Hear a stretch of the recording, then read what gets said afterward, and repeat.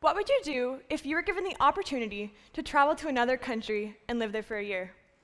Where would you go? Would you even go? Would you be able to leave behind your friends and family to travel to somewhere new and unknown? 4 years ago, in the summer of 2013, my family and I did just that. And it was the start of a new chapter in my life, of trying new things and saying yes. During the summer of 2012, a year before this adventure, my parents mentioned to my siblings and I the possibility of a year-long exchange trip to Australia. However, as a 12-year-old, all I could think about was how I was missing my grade 8 graduation, my cousin's wedding, and all of my friends. Let's just say I wasn't too thrilled by the proposition. I was scared, and I didn't want to leave behind my family to travel somewhere new and unknown. However, my siblings and I's threats did nothing to stop my parents. They thought that this would be an incredible experience for us, and we'd have so many new opportunities in Australia that we just couldn't get here. And so on July 1st, 2013, we hopped on a plane and traveled across the world to a new country and a new home. Little did I know that stepping onto that plane and out of my comfort zone would change my life forever. Before we left, my parents mentioned to my siblings and I that our word for the year would be yes, and that we were going to try as many new things as possible. We were going to do our best to not let our fears get the best of us. For my sister and I, the fear of getting eaten alive by a shark or getting bitten by a snake or a spider was very real. One incident within the first 2 months of our trip that did absolutely nothing to calm those fears.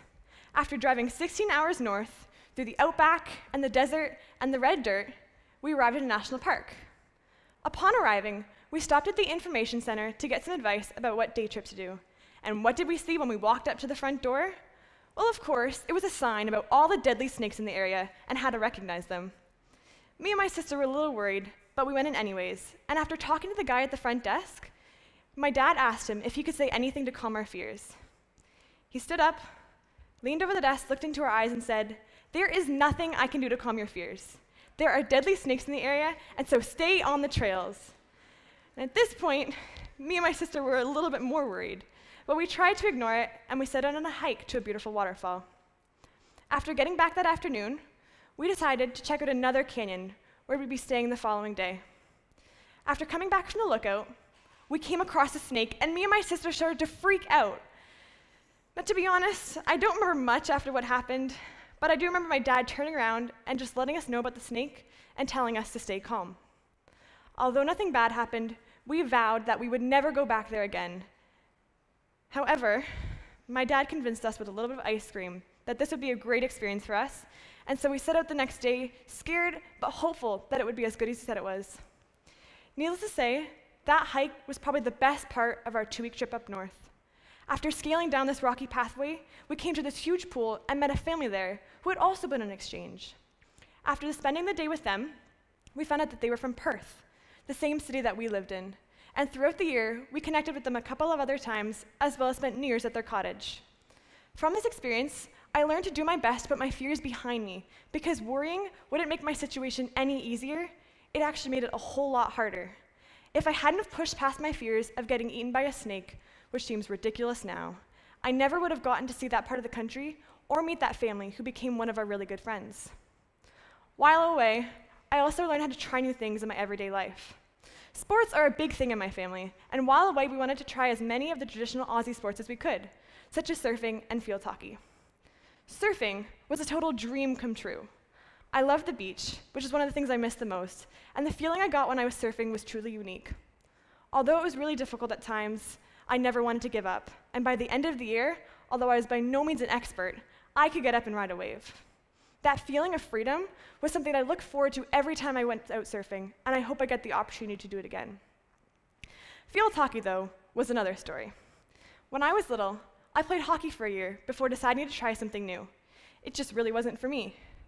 However, in saying yes, my dad and my sister and I clubbed down the road, and we were set up to join. Now, we showed up our first practice, excited, a little bit nervous, and we found out that there was no one there. We were a little confused, but when we got back home, we realized we had gotten our times wrong, and I had missed my only chance to practice before my first game the following Saturday. I was terrified, had no idea what I was doing, and I didn't want to let down my teammates. However, when I got there, I was surprised at how much my teammates actually wanted to help me and get to know me. I didn't have to be afraid. I just had to go out there, try my best, and have some fun. Throughout my year, I had the opportunity to play on 2 different teams and spend a great time with this group of girls. Still to this day, I have the opportunity to play here at school, where I've met so many amazing friends and had so many really good memories. From trying new things and experiencing new things in Australia, I was able to push past my fears and come back here and get to play out for this team. If I hadn't have done that, I probably never would have had the courage to play.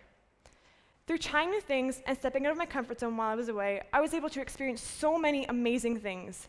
Whether it was ziplining, swimming with whale sharks, or riding a camel, there was always something I would have missed out on if I hadn't have said yes.